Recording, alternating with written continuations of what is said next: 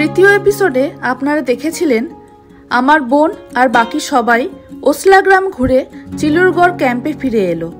পরের দিন গাড়ির ছাদে বসে পৌঁছালো সাংক্রি বেস ক্যাম্পে এক অসাধারণ অভিজ্ঞতার মাধ্যমে। আর আজকের ব্লগ এই সিরিজের শেষ অধ্যায়। সকালে সবাই সাংক্রি থেকে রওনা দিল দেরাদুনের পথে। যাত্রার শেষ ধাপ শুরু। দেরাদুনে পৌঁছে একে একে সবাই আলাদা হয়ে গেল, ফিরে গেল নিজেদের গন্তব্যে। কিন্তু এখানেই থেমে গেল না আমার বোন আর কৌশিকের যাত্রা, কারণ তাদের ছুটি তখনও শেষ হয়নি। তারা রওনা দিল ঋষিকেশের পথে।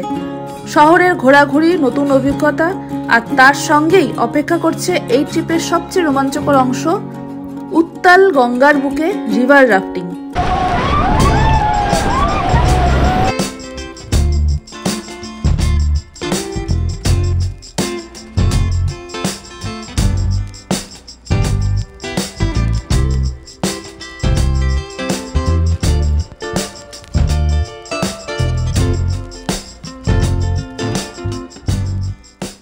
সাতটা বাজে, এখন আমাদের ব্যাগ লোড হচ্ছে। আমরা এবার দেরাদুনের দিকে রওনা দেব। ট্রেক শেষ, আজ আমরা দেরাদুনের দিকে যাচ্ছি। তারপর সেখান থেকে আমি আর কৌশিক যাব ঋষিকেশ। একদিন মতন থাকবো, রিভার রাফটিংটা করার ইচ্ছা আছে, করব। তারপর বাড়ির জন্য ফিরবো। আপাতত এখন আমাদের দুদিনের ছুটি এখনো বাকি আছে ছুটি শেষ হতে। কিন্তু ট্রেকটা শেষ হলেও মনটা খারাপও লাগছে। সুন্দর একটা গ্রুপও হয়েছে, এটার জন্য খুব খারাপ লাগছে। আসছে বছর আবার হবে।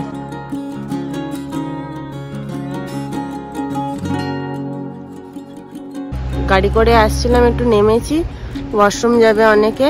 এখন আমরা সোজা যাব, ব্রেকফাস্ট করব, তারপরে আবার দেরাদুনের জন্য রওনা দেব। আমাদের হিরেন ভাই অমলেটের ইনস্ট্রাকশন দিচ্ছে, মাস্টার শেফ। কিভাবে অমলেট হবে সেটা ইনস্ট্রাকশন হচ্ছে। रणबीर ब्रार को ये वीडियो फॉरवर्ड करना। ओके।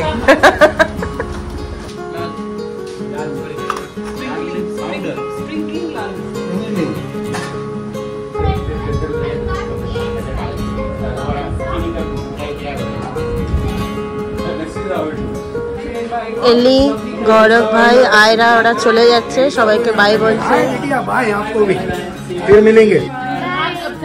बाय।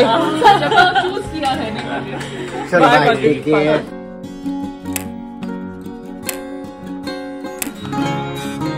चलो सबको बाय बाय।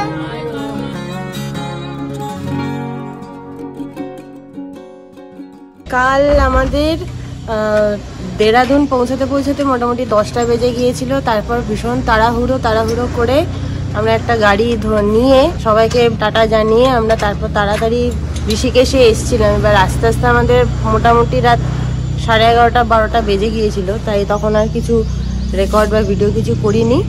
আমরা ঋষিকেশে এখন আছি মঞ্জিল হস্টেলে। আজকে দিনটা থাকবো, থেকে কালকে আবার আমরা এখান থেকে বেরিয়ে বাড়ির দিকে রওনা দেবো। আজকে আমরা ঋষিকেশে একটু আশেপাশে ঘুরবো, কালকে রিভার রাফটিং এর প্ল্যান আছে। এখন বাজে 5:40। আমি কৌশিক সকালে বেরিয়েছিলাম, একটু ঘোরার জন্য ট্রাই নিয়েছিলাম, কিন্তু সকালবেলায় যা রোদ ছিল, আমরা আমাদের হস্টেল থেকে হেঁটে হেঁটে একটা সিক্রেট ওয়াটারফলের দিকে গিয়েছিলাম। ওয়াটারফলটা ছবি বা ভিডিও কিছুই করিনি, কারণ প্রচণ্ড ভিড়। ওখানে লোকজন সব স্নান করতে যাচ্ছে। ওয়াটারফলের কোনো সুন্দর ব্যাপারটাই আর ছিল না, তাই আর কিছু করলাম না। ওখান থেকে কোনো রকমের অসুস্থ হতে হতে রুমে ঢুকলাম। তারপরে এখন বেরিয়েছি, এখন একটু ত্রিবেণী ঘাটের ওইদিকে যাব, আর যেগুলো ঘোরা যায় সেগুলো ঘুরবো।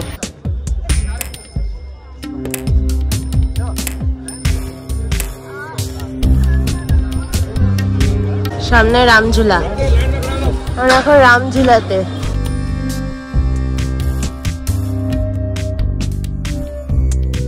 এই হচ্ছে রামঝুলা। এখন হেঁটে হেঁটে আমরা যাচ্ছি, প্রচন্ড ভিড়। আর এই হলো গঙ্গা।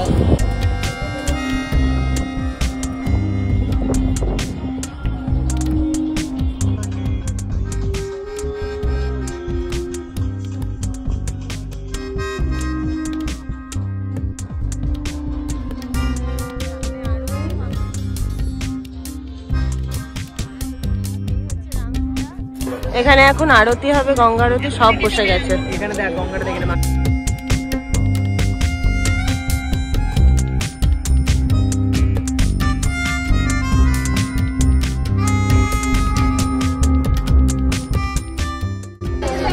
এই যে সেই গঙ্গাবক্ষে শিবের মূর্তি, ওইদিকে জানকী ঝুলা, আর এই হচ্ছে পরমার্থ নিকেতন আশ্রম।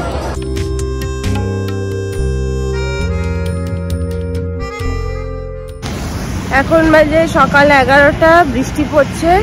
আমি আর কৌশিক এখন রাফটিং এর জন্য যাচ্ছি।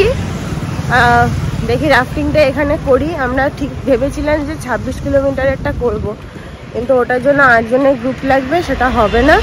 তাই আমরা ছোট একটা রাফটিং করছি। রাফটিং শুরুর আগে সবাইকে নামানো হলো গঙ্গার জলে। লাইফ জ্যাকেট পরে দড়ি ধরে ভেসে থাকার সেই অভিজ্ঞতাই ছিল আলাদা এক রোমাঞ্চ। ঠান্ডা জলের ধাক্কা আর নদীর স্রোতের টান, অভিযানের শিহরণ যেন সেখান থেকেই শুরু। Yes, look at the camera. Say hi, team. Yeah, chest your team paddle. Chest करेंगे paddle, okay? Loudly बोले गंगा मैया की. Yeah, team forward come on.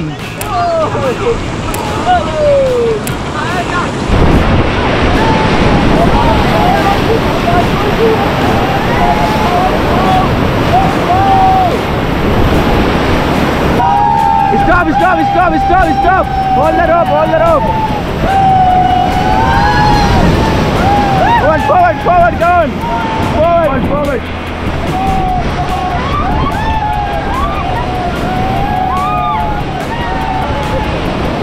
Lock your paddle, दोनों legs पानी में निकाल देंगे, ओके? रिलैक्स हो जाएंगे, ओके?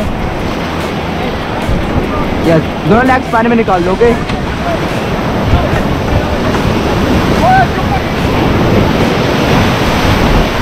बोले गंगा मैया की।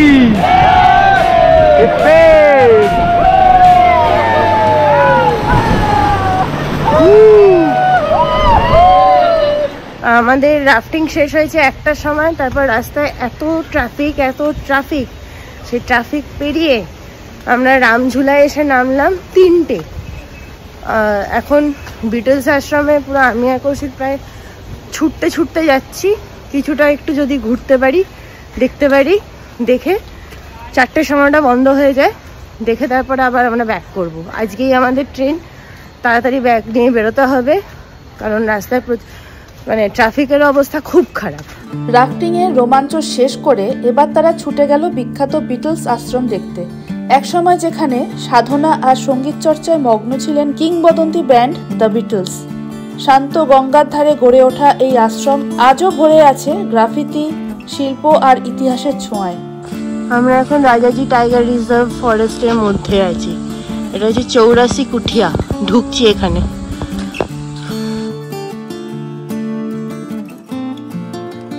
এগুলো সব হচ্ছে মেডিটেশন কেভ, ধ্যান করার জন্য আদর্শ জায়গা। চুপচাপ জঙ্গলের মধ্যে শান্ত সুন্দর জায়গা। মেনশন করা আছে সেটা হচ্ছে প্রায় 50 বছর আগে বিটলস এখানে এসে থেকেছিল। এখানকার আধ্যাত্মিক ভাবের সঙ্গে নিজেদেরকে জড়িয়েছিল, আমাদের যে স্পিরিচুয়াল ওয়ার্ল্ড সেটার সাথে ওরা যুক্ত হয়েছিল। তাই জন্য এই জায়গাটা বিটলস আশ্রম নামে পরিচিত। একটা গুহায় সাহস করে কৌশিক আর আমি ওঠার চেষ্টা শুরু করেছি, দেখা যাক কি হয়। এই হচ্ছে বিটলস আশ্রমটার একটা গুহার উপর দাঁড়িয়ে সেখানকার ভিউ।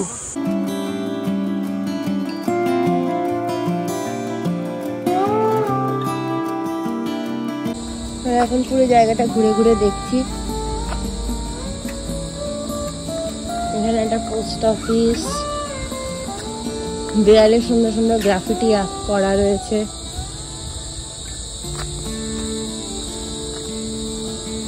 এই সামনে এখানে ক্যান্টিন, ফটো গ্যালারি সবই আছে।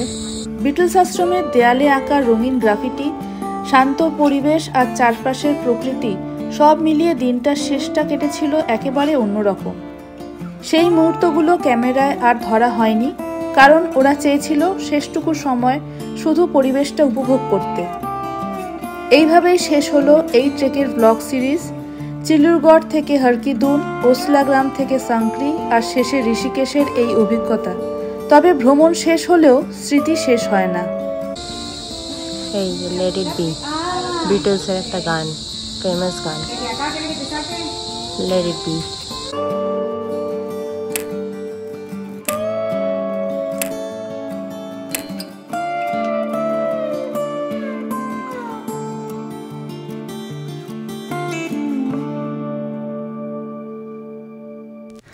তাহলে আজকের মতো ব্লগটা এই পর্যন্তই।